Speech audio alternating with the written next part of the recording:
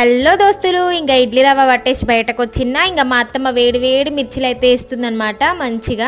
ఇంకా వేడి వేడి మిర్చిలు చూసినప్పుడు ఇంకా ఆగాలి కదా, నేనైతే ఆగిపోయినా అనమాట. ఇంకా అయినాక తిందామని చెప్పి ఇంకా పుల్ల చూసిరా మా అత్తమ్మే రెడీ చేసుకుంది, అట్లా కాళ్ళకు మంచిగా కాలడానికి అని చెప్పి అది తిప్పడానికి. ఇంకా మిర్చిలు అయితే రెడీ అయిపోయినాయి. నేనైతే మంచిగా హోటల్లోకి అయితే వెళ్ళిపోయినా. ఇంకా హోటల్లోకి వెళ్ళిపోయి మా మామయ్య ఓ 10 పునుగులు వేసిండు. ఇంకా దాంట్లో ఒక మిర్చి వేసుకున్నా.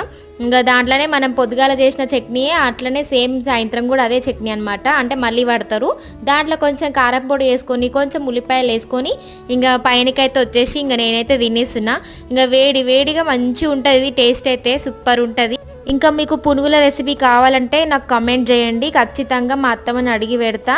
అండ్ ఇంకా నేను చట్నీ వీడియో నాకు చాలా వైరల్ అయింది, 100K వ్యూస్ అయితే వచ్చినాయి. Thank you so much.